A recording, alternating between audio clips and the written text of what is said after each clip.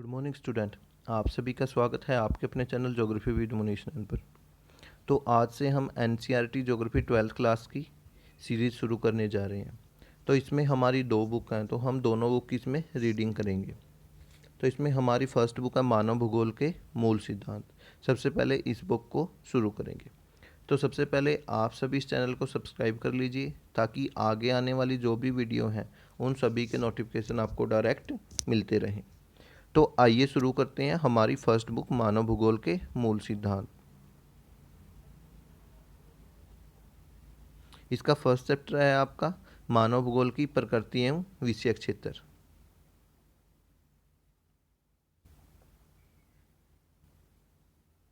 तो देखिए, आप भूगोल एक विषय के रूप में भौतिक भूगोल के मूल सिद्धांत के अध्याय में एक पहले ही पढ़ चुके हैं कि भूगोल एक विषय के रूप में ये वाला टॉपिक था हम जो एनसीईआरटी ज्योग्राफी +1 क्लास की फर्स्ट बुक थी।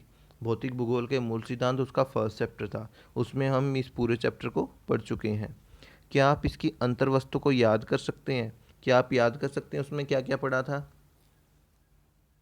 जैसे देखते हैं, उसमें हमने पढ़ा था कि भूगोल पढ़ना क्यों चाहिए, भूगोल किसे कहते हैं, भूगोल शब्द किसने दिया था, भूगोल शब्द किन किन से मिलकर बना हुआ है।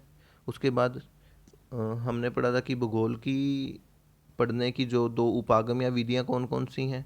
जैसे हमने पढ़ा था क्रमबद्ध विधि है, प्रादेशिक विधि है। भूगोल का अन्य सामाजिक विज्ञान और प्राकृतिक विज्ञानों के साथ क्या क्या संबंध है, भूगोल की शाखाएं कौन कौन सी हैं, भूगोल का महत्व क्या है। तो ये सारी चीज़ें हमने उस चैप्टर में पढ़ी थी।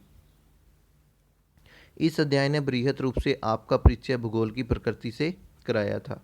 आप भूगोल की महत्वपूर्ण शाखाओं से भी परिचित हैं कि आप पहले से ही जानते हैं, क्योंकि आप उसमें पढ़ चुके हैं कि भूगोल की शाखाएं कौन सी है। तो आप भूगोल की महत्वपूर्ण शाखाओं से भी पहले ही परिचित हैं। यदि आप अध्याय को पुनः पढ़ें तो आपको मानव भूगोल के मुख्य विषय भूगोल के संबंध में भी ज्ञात हो जाएगा। देखिए, अगर आपको दोबारा चैप्टर के बारे में थोड़ा बहुत देखना है तो इसी चैनल पर एनसीईआरटी ज्योग्राफी +1 क्लास की सीरीज चली हुई है, उसमें फर्स्ट चैप्टर हो चुका है, तो आप वहाँ देख सकते हैं।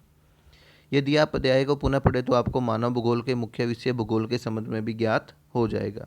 तो जैसा कि आप जानते हैं, एक अध्ययन क्षेत्र के रूप में भूगोल समाकलनात्मक, अनुभविक और व्यवहारिक है। समाकलनात्मक होता है इंटीग्रेटिंग, कि बहुत सारे विषयों से मिलकर बना हुआ, कि ये कह सकते हैं कि भूगोल है जो आपका वो बहुत सारे विषयों के मिलने से बना हुआ है, या बहुत सारे विषयों को एक ऐसा स्थान प्रदान करता है जहाँ पर आकर बहुत सारे विषय एक दूसरे के साथ मिल जाते हैं।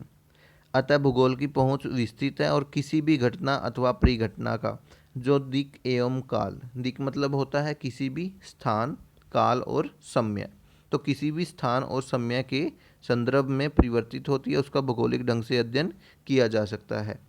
आप धरातल को किस प्रकार देखते हैं? क्या आपको लगता है कि पृथ्वी के 2 प्रमुख घटक हैं? कौन कौन से? एक प्रकृति और दूसरा जीवन के रूप में, जिसमें मनुष्य भी शामिल है आपका। तो देखिए, जो भूगोल है इसमें प्रकृति और मानव दोनों के अध्ययन पर जोर दिया जाता है। तो इस आधार पर, इन दोनों घटकों के आधार पर भूगोल की मुख्य 2 शाखाएं विकसित हुई। एक है आपकी भौतिक भूगोल, दूसरी है आपकी मानव भूगोल, फिजिकल ज्योग्राफी और ह्यूमन ज्योग्राफी। तो भौतिक भूगोल क्या है? भौतिक भूगोल भौतिक पर्यावरण का अध्ययन करता है और मानव भूगोल भौतिक पर्यावरण मानवीय जगत के बीच संबंध, मानवीय घटनाओं का अध्ययन करता है। तो देखिए, दोनों की डेफिनेशन दे दी गई है यहाँ पर। भौतिक भूगोल भौतिक पर्यावरण का अध्ययन करता है, मानव भूगोल भौतिक या प्राकृतिक एवं मानवीय जगत के बीच संबंध, मानवीय घटनाओं का स्थानिक वितरण तथा उनके घटित होने के कारण एवं विश्व के विभिन्न भागों में सामाजिक और आर्थिक भिन्नताओं का अध्ययन करता है। तो आपको इस तथ्य का पहले से ही बोध होगा कि एक विषय के रूप में भूगोल का मुख्य उद्देश्य क्या है? पृथ्वी को मानव के घर के रूप में समझना है और उन सभी तत्वों का अध्ययन करना है जिन्होंने मानव को पोषित किया है। यही ज्योग्राफी की डेफिनेशन थी आपकी, कि भूगोल किसे कहोगे? कि मानव के निवास स्थान के रूप में पृथ्वी का अध्ययन करना ही आपकी भूगोल है। अतः प्रकृति और मानव के अध्ययन पर बल दिया गया है। आप अनुभव करेंगे कि भूगोल में क्या आया? द्वैतवाद आया। तो देखिए द्वैतवाद के बारे में कि जानते हैं होता क्या है, कि देखिए द्वैतवाद होता है विचारों में भिन्नता, कि किसी भी एक टॉपिक को लेकर दो व्यक्तियों के अलग अलग विचार हो, वही कहलाएगा द्वैतवाद या ड्यूलिज्म। तो भूगोल को लेकर अनेक भूगोलवेताओं के विचारों में भिन्नता पाई गई और इन्हीं भिन्नताओं के कारण द्वैतवाद या ड्यूलिज्म का जन्म हुआ। तो इस आशय के व्यापक तर्क वितर्क आरंभ हो जाते हैं कि क्या एक विषय के रूप में भूगोल को नियम बनाने, सिद्धांतिक या नोमोथेटिक होना चाहिए, अथवा विवरणात्मक या भावचित्रात्मक या इडियोग्राफिक होना चाहिए। तो देखिए जो नोमोथेटिक है और जो इडियोग्राफिक है, ये दोनों अप्रोचेज थी, पढ़ने के तरीके थे कि भूगोल को कैसे पढ़ा जाए आपका। तो इडियोग्राफिक इसमें क्या था, जो क्षेत्रीय अध्ययनों पर बल दिया जाता था कि वो जो भी क्षेत्र है उनका कंप्लीटली उन क्षेत्रों का अध्ययन किया जाए, वही आपकी भूगोल है। तो हैटनर ने ये जो अप्रोच थी ये विकसित की थी। उसके बाद इसके जो आप कह सकते हो इसके विपरीत जो अप्रोच पैदा हुई वो थी आपकी नोमोथेटिक। वो दी थी आपके सैफरमोदिया ने, उन्होंने हैटनर का ही मतलब विपरीत अपना विचार प्रस्तुत किया था। तो उनका मुख्य आधार क्या था? उनका मुख्य आधार विज्ञान से संबंधित था। वो कहते थे कि भूगोल केवल जो क्षेत्रीय अध्ययन नहीं करता, तथ्यों की ऐतिहासिक व्याख्या ही नहीं करता, बल्कि उनसे संबंधित नियमों की खोज भी करता है कि वो घटनाएं वहाँ पर क्यों घटित हुई, उनके क्या कारण थे। तो इनकी खोज भी भूगोल में की जाती है आपकी। और इसके अध्ययन के उपागम प्रादेशिक अथवा क्रमबद्ध होना चाहिए। तो दो अन्य उपागम क्या थे कि भूगोल को कैसे पढ़ें, प्रादेशिक क्रम विधि के आधार पर पढ़ा जाए या क्रमबद्ध विधियों के आधार पर पढ़ा जाए। देखिए इनके बारे में जानते हैं। जो क्रमबद्ध विधि थी ये हमबोल्ट ने दी थी। तो इसमें क्या किया जाता था कि किसी भी एक कारक को लिया जाता था, किसी भी एक भौगोलिक कारक को लेकर पूरे के पूरे विश्व की स्टडी की जाती थी। कि जैसे आपने जलवायु ले ली तो आप पूरे विश्व की जलवायु का अध्ययन करेंगे। सिर्फ एक टॉपिक लिया है इसमें कि आप पूरे विश्व की जलवायु का अध्ययन करेंगे। उसके बाद जब पूरे विश्व की जलवायु का अध्ययन कर लेंगे तो एक जैसी जलवायु वाले प्रदेशों को अलग से निकाल लेंगे, तो उसके बाद उन क्षेत्रों का अध्ययन किया जाता था। तो इस तरह से जो आपकी क्रमबद्ध विधि थी उसमें किसी भी एक कारक को लेकर ही अध्ययन किया जाता था। आप जलवायु ले सकते हैं, कि वहाँ की कृषि ले सकती हैं, खनिज ले सकते हैं, प्राकृतिक वनस्पति ले सकते हैं, कोई भी एक टॉपिक लेना होगा। दूसरी थी आपकी प्रादेशिक उपागम। तो प्रादेशिक उपागम ये दिया था आपके कार्ल रीटर ने, इस विचारधारा या इस उपागम को प्रतिपादित किया था। तो इसमें क्या किया जाता है, इसमें पूरे के पूरे विश्व को अनेक छोटे छोटे टुकड़ों में बांट लिया जाता है या प्रदेशों में विभाजित कर लिया जाता है, और फिर उनमें से किसी एक प्रदेश के जितने भी तथ्य हैं उनका समस्त गहराई से अध्ययन किया जाता है कि उसके अंदर जलवायु कैसी है, उस प्रदेश की मिट्टी कैसी है, वहाँ खनिज संसाधन कौन से हैं, प्राकृतिक वनस्पति कौन सी हैं, जनसंख्या के बारे में स्टडी की जाएगी, धरातल कैसा है वहाँ पर। तो उस प्रदेश के बारे में गहनता से सारा का सारा अध्ययन किया जाता है। तो ये दो इसके उपागम थे। क्या भौगोलिक परिघटनाओं की व्याख्या सैद्धांतिक आधार पर होनी चाहिए अथवा ऐतिहासिक संस्थागम उपागम के आधार पर?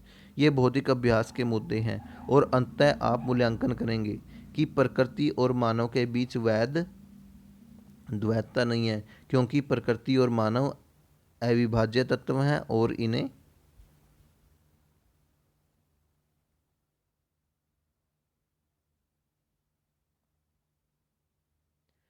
समग्रता से देखा जाना चाहिए। कि जो प्रकृति है और जो मानव है इनको एक दूसरे से विभाजित नहीं किया जा सकता, दोनों का अस्तित्व एक दूसरे के साथ है। यह जानना रुचिकर है कि भौतिक और मानवीय दोनों घटनाओं का वर्णन मानव शरीर रचना विज्ञान के प्रतीकों का प्रयोग करके रूपकों के रूप में भी किया जाता है। जैसे देखते हैं पृथ्वी के रूप, पृथ्वी के का रूप तो मानव के होते हैं, तो मनुष्य से संबंधित हो गया। तूफान की आँख, मानव शरीर की रचना का भाग है। नदी का मुख, आ गया आपका। हिमनदी की नासिका, जलडमरू की ग्रीवा, मृदा की परिच्छेदिका का वर्णन करते हैं। इसी प्रकार प्रदेशों, गांव, नगरों का वर्णन जीवों के रूप में किया जाता है। तो जर्मन भूगोलवेता राज्य देश का वर्णन जीवी जीव के रूप में करते थे। देखिए जर्मन भूगोलवेता में एक हुए हैं आपके फ्रेडरिक रेटजेल, जिन्हें राजनीतिक भूगोल का पिता भी कहा जाता था। तो उन्होंने क्या किया था, उन्होंने राज्य को एक जीवित जीव की संज्ञा दी थी कि राज्य क्या है, एक जीवित जीव है। जिस प्रकार मनुष्य के जीवन की अलग अलग अवस्थाएं आती हैं, उसी प्रकार राज्य के भी पूरे के पूरे काल में राज्य अलग अलग अवस्थाओं से गुजरता है। उसका विकास होता है, उसकी उत्पत्ति होती है, उसका विकास होता है, अलग अलग अवस्थाओं को देखता है। एक समय ऐसा भी आता है कि राज्य अपने ख़त्म होने की कगार पर चला जाता है। तो इसीलिए राज्य को जीवित जीव की संज्ञा दी थी आपके जर्मन भूगोलवेता थे फ्रेडरिक रेटजेल ने। सड़कों, रेल मार्गों और जल मार्गों के जाल को प्राय परिसंचरण की धमनियों के रूप में वर्णित किया जाता है कि जैसे जो सड़कें हैं, रेल मार्ग हैं और जल मार्ग, ये सामान को एक स्थान से दूसरे स्थान पर पहुंचाते हैं। पूरे विश्व की जो अर्थव्यवस्था है उसका आधार यही है। उसे किसकी संज्ञा दी गई, परिसंचरण की धमनियाँ। देखिए हमारे शरीर में जो धमनियाँ होती है, क्या काम होता है उनका, तो हमारे शरीर में जो हार्ट होता है, हृदय होता है, वहाँ से जो शुद्ध रक्त को ले जाने वाली जो लचीली नलियाँ या वाहिकाएं होती हैं, जिनके द्वारा रक्त पूरे शरीर के अन्य अंगों में पहुंचता है, तो वो कहलाती है परिसंचरण की धमनियाँ। तो उसी प्रकार से जो सड़कें, रेल मार्ग और जल मार्ग, ये पूरे के पूरे विश्व में, पूरे विश्व की अर्थव्यवस्था को चलाने के लिए जो भी महत्वपूर्ण सामान है, जिसकी एक स्थान से दूसरे स्थान पर ज़रूरत होती है, उस सभी को इधर से उधर पहुंचाती है।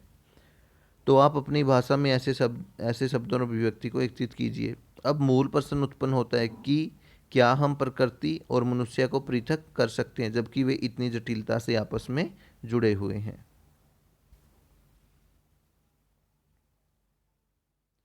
तो देखिए, अब देखते हैं मानव भूगोल की परिभाषाएं। तो जो मानव भूगोल का उद्भव और विकास लगभग 18वीं शताब्दी में माना जाता है कि 18वीं शताब्दी के आसपास ही मानव भूगोल का उद्भव और विकास हुआ है। तो समय के साथ साथ जो मानव वातावरण के संबंध थे उनमें बदलाव आया। उन बदलावों को ध्यान में रखते हुए कई विद्वानों ने अपने अपने दृष्टिकोण से मानव भूगोल की अलग अलग परिभाषाएं प्रस्तुत की हैं। तो सबसे पहली है आपकी मानव भूगोल मानव समाजों और धरातल के बीच संबंधों का संश्लेषित अध्ययन है। तो यह जो परिभाषा दी थी, ये दी थी आपकी फ्रेडरिक रेटजेल को, और फ्रेडरिक रेटजेल को ही आधुनिक मानव भूगोल का जन्मदाता या जनक माना जाता है। आधुनिक मानव भूगोल के जनक किसे माना जाता है, फ्रेडरिक रेटजेल को। तो उन्होंने कहा था कि मानव भूगोल मानव के जो समाज हैं और धरातल के बीच जो संबंध है उनका संश्लेषित अध्ययन करता है। तो उन्होंने ये परिभाषा दी थी, उनकी पुस्तक थी एक एंथ्रोपोजोग्राफी उसमें प्रस्तुत की थी। और उन्होंने जो पार्थिव एकता पर जोर देते हुए मनुष्य के क्रियाकलापों पर वातावरण के प्रभावों का भी वर्णन किया था कि जो मनुष्य है उसके ऊपर पर्यावरण का प्रभाव पड़ता है। तो दूसरी परिभाषा है आपकी एलन सी सैंपल की। तो ये थी आपकी, ये एक अमेरिकन भूगोल वेता थी जो रेटजेल की शिष्या थी, एलन सैंपल। इन्होंने कहा था कि मानव भूगोल अस्थिर पृथ्वी और क्रियाशील मानव के बीच परिवर्तनशील संबंधों का अध्ययन है कि पृथ्वी अस्थिर है और जो क्रियाशील मानव है इसके ऊपर कुछ न कुछ परिवर्तन करता रहता है, और इसी का अध्ययन क्या है, आपका मानव भूगोल है। तो मानव अपने विकास की जो प्राथमिक अवस्था थी उसके प्रारंभ से ही सक्रिय रहा था। तो उसके जो समस्त क्रियाकलाप थे वो वातावरण से प्रभावित होते रहते थे। तो ये थी एलन सैंपल की परिभाषा। तीसरी है आपकी पाल विडाल्डी लाब्लास। जो विडाल्डी लाब्लास ये एक फ्रांसीसी भूगोलवेता थे। इन्होंने संभववाद की भी नींव डाली थी जो आगे पढ़ेंगे अभी। तो देखिए, हमारी पृथ्वी को नियंत्रित करने वाले भौतिक नियमों तथा इस पर रहने वाले जीवों के मध्य संबंधों के अधिक संश्लेषित ज्ञान से उत्पन्न संकल्पना ही आपकी मानव भूगोल कहलाती है। तो इन्होंने मानव भूगोल पृथ्वी एवं मनुष्य के अंतर संबंधों की एक नई संकल्पना प्रस्तुत की थी।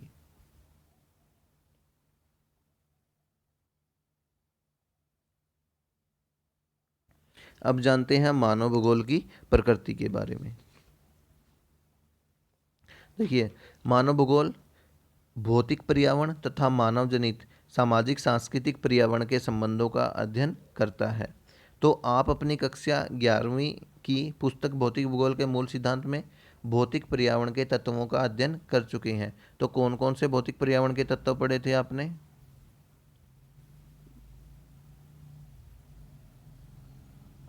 तो देखिए, भूआकृतियाँ, मृदाएं, जलवायु, जल, प्राकृतिक वनस्पति, विभिन्न प्रकार के प्राणी, वनस्पति, पेड़ पौधे, जीव जंतु की जिनकी उत्पत्ति प्रकृति के द्वारा की गई है, उनकी उत्पत्ति में मनुष्य का कोई हाथ नहीं है, वही कहलाएंगे आपके भौतिक पर्यावरण के तत्व। उसके बाद जिनकी रचना मानव ने भौतिक पर्यावरण द्वारा प्रदान किए गए मंच पर अपने क्रियाकलापों के द्वारा की है, कि जो प्रकृति ने या भौतिक पर्यावरण ने मनुष्य को जो मंच प्रदान किया है, उसके ऊपर मनुष्य ने जो भी चेंज करके जो भी कुछ रचना की है, वही क्या कहलाएंगे? वह कहलाएंगे आपके मानव भूगोल के तत्व। इसमें क्या आएंगे? ग्रह, आपके घर आ गए, गांव आ गया, नगर आ गया, सड़कों और रेलों का जाल, उद्योग, खेत पतन, दैनिक उपयोग में आने वाली वस्तुएं, भौतिक संस्कृति के अन्य सभी तत्व भौतिक पर्यावरण द्वारा प्रदान संसाधनों का उपयोग करते हुए मानव द्वारा निर्मित किए गए हैं। जैसे आप गांव, नगर, सड़कों, रेल मार्गों का जाल कहाँ विकसित करोगे? धरातल के ऊपर विकसित करोगे। किसने दिया है? प्रकृति द्वारा प्रदान किया है।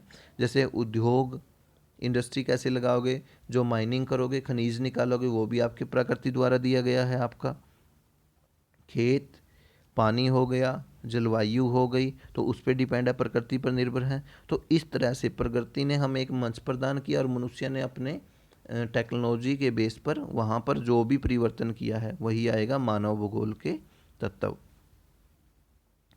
जबकि भौतिक पर्यावरण मानव द्वारा बृहद स्तर पर परिवर्तित किया गया, साथ ही मानव जीवन को भी इसने प्रभावित किया है।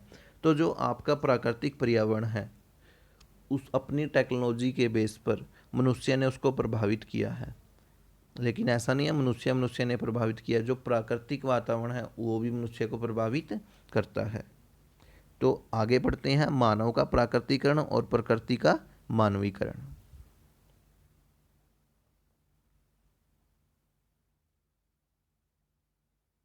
तो देखिए, मानव का प्राकृतिकरण और प्रकृति का मानवीकरण। मनुष्य अपने प्रौद्योगिकी मतलब टेक्नोलॉजी की सहायता से अपने भौतिक पर्यावरण से अन्योन क्रिया करता है। अन्योन क्रिया मतलब परस्पर क्रिया करता रहता है।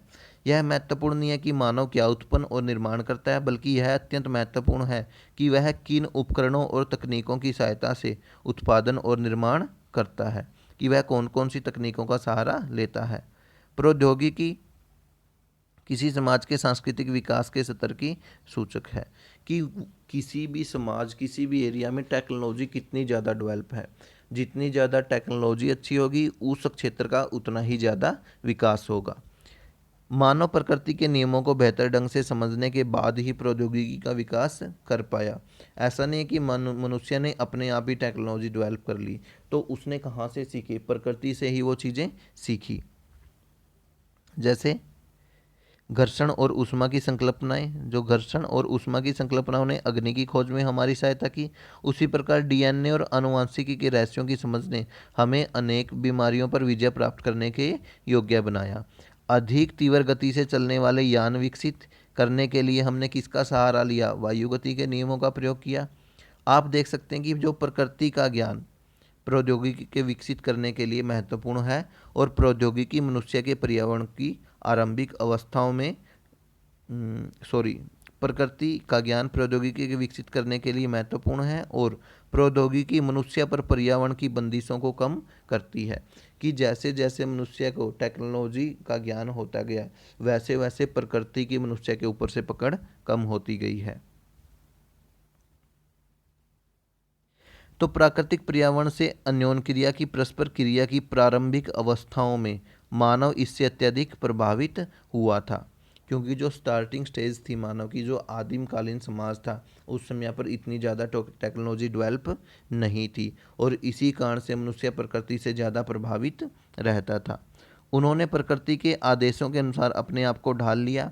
इसका कारण यह था कि जो प्रौद्योगिकी का स्तर अत्यंत निम्न था और मानव के सामाजिक विकास की अवस्था भी आदिम थी। आदिम मानव समाज और प्रकृति की प्रबल शक्तियों के बीच इस प्रकार की अन्योन क्रिया को कहा गया पर्यावरण निश्चयवाद या एनवायरमेंटल डेटर्मिनिज्म। तो प्रौद्योगिकी विकास की उस अवस्था में हम प्राकृतिक मानव की कल्पना कर सकते हैं, जो प्रकृति की सुनता था और उसकी प्रचंडता से भयभीत होता था और उसकी पूजा करता था। तो देखिए, इस स्टेज में जो आदिम समाज था हमारा, उसमें प्रकृति की प्रमुखता थी। हमारे चारों ओर जो प्राकृतिक वातावरण उसकी छाप दिखाई देती थी। जैसे हमारे जो प्राचीन ग्रंथ हैं या प्राचीन लेख है, उनमें भी ये बातें साफ पता चलती हैं। जैसे जो भी भारत के हो गए, चीन, मिस्र, यूनान, रोम, ये जो जितनी भी प्राचीन सभ्यताएं थी, इनके लोग आप जितने भी प्राचीन ग्रंथ उठाओगे, उनमें प्राकृतिक शक्तियों के प्रभाव को मानते थे। जैसे हमारे देखें तो वेद हैं हमारे सबसे पुराने, तो उनमें क्या है, सूर्य, वायु, अग्नि, जल, वर्षा, तो इस तरह के जो प्राकृतिक तत्व हैं, इन सभी को देवता मानकर उनकी पूजा अर्चना की जाती थी। तो यही था आपका एनवायरमेंटल डेटर्मिनिज्म। एक एग्जाम्पल के द्वारा देखते हैं। तो देखिए, मानव का प्राकृतिकरण, एक स्टोरी दी गई है छोटी सी, उसको पढ़ते हैं। कि एक बेंदा है, एक व्यक्ति का नाम है, मध्य भारत के अभुजमाड़ क्षेत्र के जंगलों में रहता है। उसके गांव में 3 झोपड़ियां हैं जो जंगल के बीच में हैं। यहाँ तक कि पक्षी और आवारा कुत्ते, जिनकी भीड़ प्राय गांव में मिलती है, यहाँ दिखाई नहीं देते। छोटी लंगोटी पहने और हाथ में कुल्हाड़ी लिए वह पेंडा, पेंडा कहा जाता है वनों को, तो वनों का सर्वेक्षण करता है। जहाँ उसका कबीला कृषि का आदिम रूप स्थानांतरित कृषि करता है, तो उसका जो कबीला है वो अपने जीवन यापन के लिए स्थानांतरित कृषि करता है। तो स्थानांतरित कृषि किसे कहोगे? ये जंगलों में की जाती है, स्थान बदल बदल कर की जाती है। तो क्या किया जाता है इसमें, एक स्थान पर कुछ एरिया को, लकड़ियों को काट दिया जाता है, झाड़ियों को, उसको वहीं जला दिया जाता है। जलाने के बाद जो राख होती है उसको वहीं की मिट्टी में मिला दिया जाता है और उसके बाद वहाँ पर फसल पैदा की जाती है। वहाँ पर कोई उर्वरक खाद वगैरह नहीं डाली जाती है। तो कुछ समय बाद क्या होता है, उस भूमि की जो उर्वरता शक्ति वो कम हो जाती है। तो वो क्या करते हैं, उस स्थान को छोड़ देते हैं, किसी और स्थान को जाकर जलाते हैं, ऐसे ही वहाँ पर दोबारा खेती करते हैं। तो इस तरह से वो स्थान बदल बदल कर कृषि करते हैं। बेंदा और उसके मित्र वन के छोटे टुकड़े को जुताई के लिए जलाकर साफ करते हैं। राख का उपयोग मृदा को उर्वर बनाने के लिए किया जाता है। अपने चारों ओर खिले हुए महुआ वृक्षों को देखकर बेंदा प्रसन्न है। जैसे ही वह महुआ, पलास और साल के वृक्षों को देखता है, उसे जिन्होंने बचपन से ही उसे आश्रय दिया, वह सोचता है कि इस सुंदर ब्रह्मांड का अंग बनकर वह कितना सौभाग्यशाली है। देखिए, वह सिर्फ एक वन के बारे में इतनी कल्पना कर रहा है। विसर्पी गति से पेंडा वनों को पार करके बेंदा नदी तक पहुंचता है। जैसे ही वह चुल्लू भर जल लेने के लिए झुकता है, उसे वन की आत्मा लोई लुगी की प्यास बुझाने की स्वीकृति देने के लिए धन्यवाद करना याद आता है। तो देखिए, वह पानी पीने के लिए भी वन की परमिशन या आज्ञा लेता है कि यहाँ वनों में आत्मा पाई जाती है, उसकी स्वीकृति लेना जरूरी है। अपने मित्रों के साथ आगे बढ़ता हुआ बेंदा गूदेदार पत्तों और कंदमूल को चबाता है। लड़के वन से गजरा और कुचला का संग्रहण करने का प्रयास करते हैं। ये विशिष्ट प्रकार के पौधे हैं जिनका उपयोग बेंदा और उसके लोग करते हैं। वह आशा करता है कि वन की आत्माएं दया करेंगी और उसे उन जड़ी बूटियों तक ले जाएंगी। ये आगामी पूर्णिमा को मंदाई अथवा जनजातीय मेले में वस्तु विनिमय के लिए आवश्यक है। देखिए, उस समय पर जो भी व्यापार किया जाता था वो वस्तु विनिमय व्यापार था, कि एक वस्तु के बदले में दूसरी वस्तु खरीदी जाती थी। उस समय पर आपकी करेंसी नहीं थी, रुपया नहीं था, तो उस समय अगर आपको कोई दूसरी वस्तु खरीदनी है तो उसके बदले में दूसरी वस्तु देनी होती थी।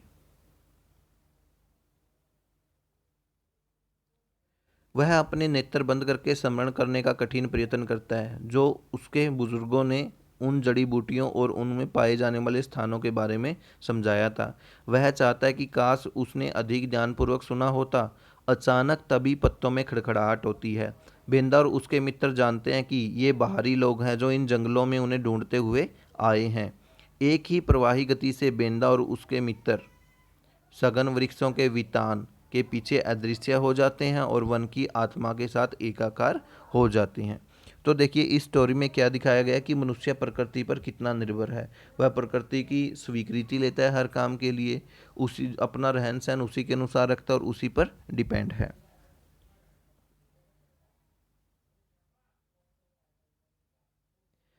तो जो बॉक्स की कथा थी मानव का प्रकृतिकरण, आर्थिक दृष्टि से आदिम समाज से संबंधित एक घर के प्रत्यक्ष संबंधों का प्रतिनिधित्व करती है। ऐसे अन्य आदिम समाजों के संबंध में पढ़ें जो प्राकृतिक पर्यावरण के साथ पूर्णतः सामंजस्य बनाए हुए हैं। आप अनुभव करेंगे ऐसे सभी प्रक्रमों में प्रकृति एक शक्तिशाली बल, पूज्य, सत्कार योग्य और सुरक्षित है। सतत पोषण हेतु मनुष्य प्राकृतिक साधनों पर प्रत्यक्ष रूप से निर्भर है। ऐसे समाजों के लिए भौतिक पर्यावरण माता प्रकृति का रूप धारण करता है। इंपॉर्टेंट क्वेश्चन है आपका 1 नंबर के लिए। तो ऐसे समाजों के लिए जो भौतिक पर्यावरण क्या बन जाता है, माता प्रकृति का रूप धारण कर लेता है। यही कहलाता है आपका पर्यावरण निश्चयवाद। तो देखिए समझे तो क्या हुआ पर्यावरण निश्चयवाद। तो इस विचारधारा में मनुष्य को क्या एक निष्क्रिय और प्रकृति का दास बताया गया है कि मनुष्य जो प्रकृति की शक्तियों से डरता है, प्रकृति की पूजा करता है, प्रकृति की प्रबलता पर ध्यान देता है। तो इस विचारधारा के अनुसार मनुष्य किसकी देन है, प्रकृति की देन है, और उसकी जितनी भी क्रियाएं हैं वो सारी की सारी प्रकृति द्वारा नियंत्रित है। तो यह विचार एक अत्यंत प्राचीन विचार है जो मानव के आदिम रूप से संबंधित है। तो इसके मुख्य समर्थक थे आपके फ्रेडरिक रेटजेल थे, रीटर, हम्बोल्ट आदि इसके मुख्य समर्थक थे। तो जो ये विचारधारा थी ये 19वीं शताब्दी के अंत तक अनेक विद्वान इसकी आलोचना करने लगे और मनुष्य को शक्तिशाली मानने लगे। तो जब मनुष्य को शक्तिशाली माना जाने लगा तो उस समय दूसरी विचारधारा का जन्म हुआ। तो आइए आगे पढ़ते हैं। समय के साथ लोग अपने पर्यावरण और प्राकृतिक बलों को समझने लगे कि धीरे धीरे लोगों को अपने प्राकृतिक पर्यावरण और प्राकृतिक बलों के बारे में जानकारी होने लगी। अपने सामाजिक और सांस्कृतिक विकास के साथ मानव बेहतर और अधिक सक्षम टेक्नोलॉजी का विकास करते हैं। वे अभाव की अवस्था से स्वतंत्रता की अवस्था की ओर अग्रसर होते हैं। पर्यावरण से प्राप्त संसाधनों के द्वारा वे संभावनाओं को जन्म देते हैं कि वो पर्यावरण से जो अनेक प्रकार के संसाधनों को इकट्ठा करता है और उससे अनेक क्रियाएं करने लगता है। तो मानवीय क्रियाएं सांस्कृतिक भूदृश्य की रचना करती हैं। मानवीय क्रियाओं की छाप सर्वत्र है। जैसे मनुष्य ने क्या किया, अपनी टेक्नोलॉजी के बेस पर प्राकृतिक पर्यावरण को प्रभावित किया। तो देखिए क्या क्या किया।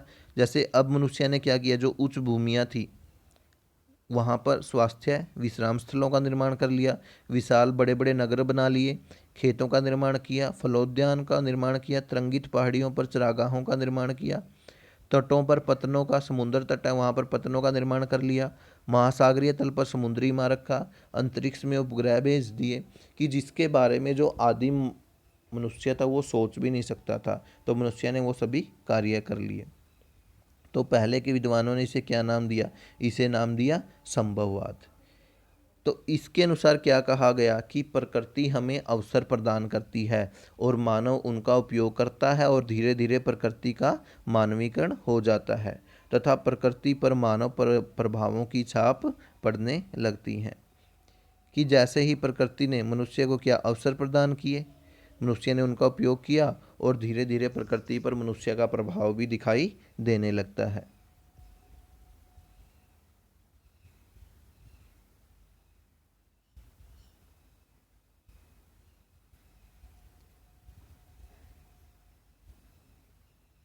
तो देखिए प्रकृति का मानवीकरण, एक स्टोरी पढ़ते हैं।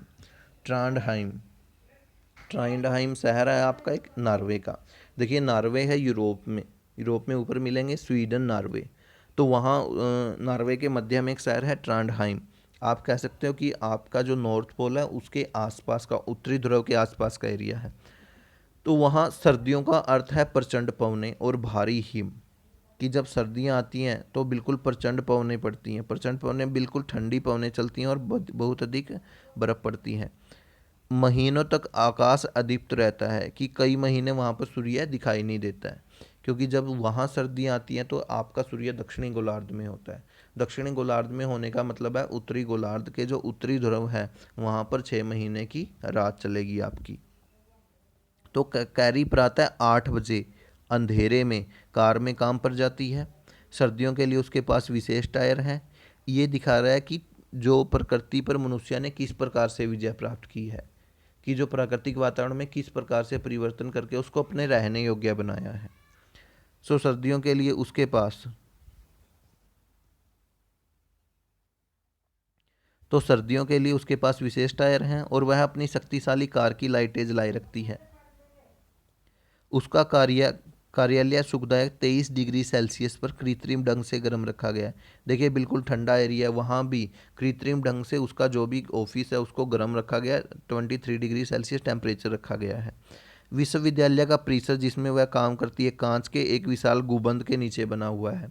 यह गुंबद सर्दियों में हिम को बाहर रखता है और गर्मियों में धूप को अंदर आने देता है।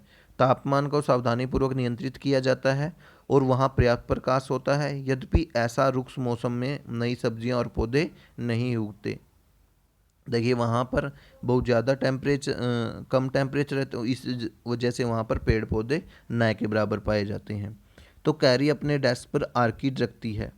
आर्किड क्या होती है? एक उष्णकटिबंधीय फलों जैसे केला होता है तो उस जैसा कोई पौधा होता है, और उष्णकटिबंधीय फलों जैसे केला और कीवी का आनंद लेती है। ये नियमित रूप से वायुयान द्वारा उष्ण क्षेत्रों से मंगवाए जाते हैं। देखिए उष्णकटिबंध होता है, आप कह सकते हो जैसे 0 डिग्री से 23.5 डिग्री का एरिया है। 0 डिग्री लैटीट्यूड से 23.5 डिग्री कि 0 से 23.5 डिग्री उत्तरी और जो दक्षिणी गोलार्ध का एरिया है अक्षांशीय, वो कहलाएगा आपका उष्णकटिबंध। उसके बाद 23.5 से 66.5 डिग्री अक्षांशीय विस्तार कहलाएगा शीतोष्ण, और 66.5 से 90 डिग्री वाला कहलाएगा शीतकटिबंध। तो ये उष्णकटिबंध से यहाँ पर मंगवाई गई है। आप कह सकते हो कि जो उष्णकटिबंध की भूमध्य रेखा के पास वाले एरिया से ये सारी की सारी फसलें जाती हैं आपके ध्रुव वाले एरिया की तरफ वायुयान की सहायता से।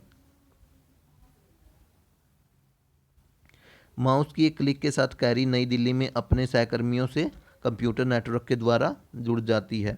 वह प्राय लंदन के लिए सुबह की उड़ान लेती है और शाम को अपनी मनपसंद टेलीविज़न सीरियल देखने के लिए सही समय पर वापस पहुंच जाती है। यद्यपि कैरी 58 वर्षीय है, फिर भी वह विश्व के अन्य भागों में अनेक 30 वर्षीय लोगों से अधिक स्वस्थ और युवा दिखती है।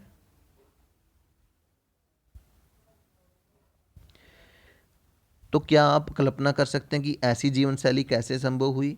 यह प्रौद्योगिकी है जिसके कारण ट्रांडहाइम के लोग व उन जैसे अन्य लोग प्रकृति द्वारा आरोपित अवरोधों पर विजय पाने में सक्षम हुए। क्या आप ऐसे अन्य कुछ दृष्टांतों को जानते हैं? ऐसे उदाहरणों को ढूंढना कठिन नहीं है। तो ये था आपकी संभववाद की विचारधारा।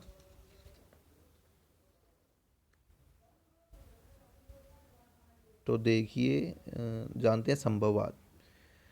तो इसमें मुख्यतः क्या बताया गया कि मानव प्रकृति से भी अधिक महत्वपूर्ण या मानव प्रकृति से भी अधिक शक्तिशाली है।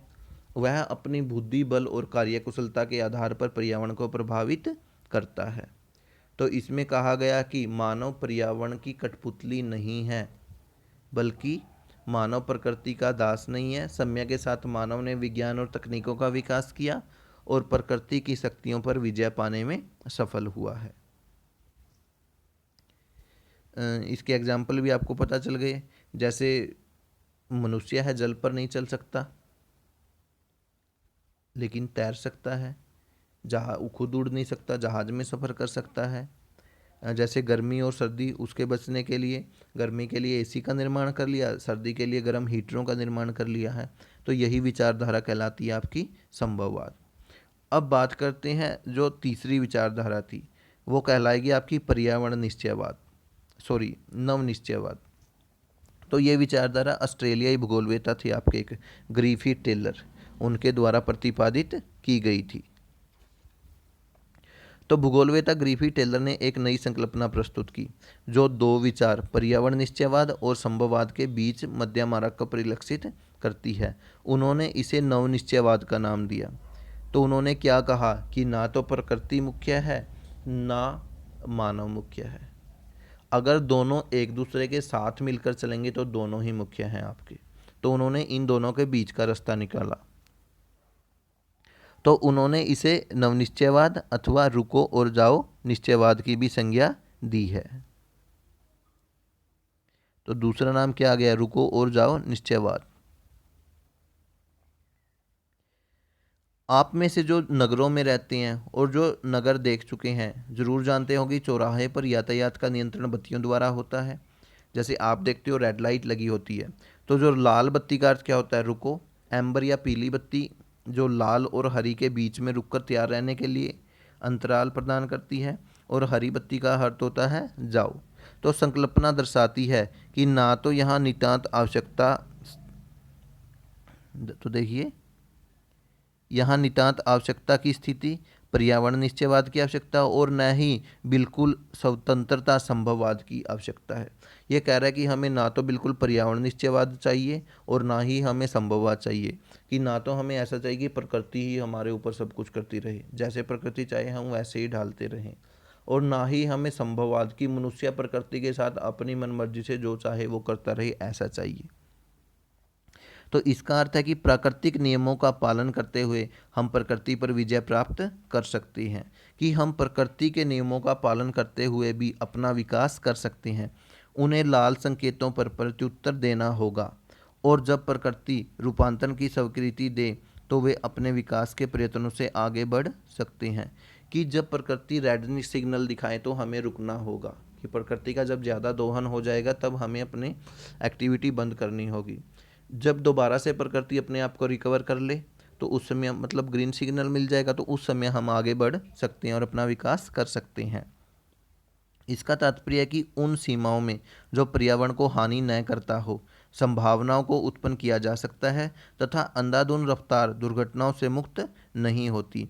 विकसित अर्थव्यवस्था के द्वारा चली गई मुक्त चाल के परिणाम स्वरूप ही हरितगृह प्रभाव, ग्रीन हाउस इफेक्ट की जो विकसित अर्थव्यवस्थाएं हो गई थी वो अंधाधुंध गति से जैसे प्रकृति को रौंदते आ रहे थे या उसका शोषण कर रहे थे, तो उन्हीं के कारण ही इतनी सारी समस्याएं उत्पन्न हुई। कौन कौन सी हैं?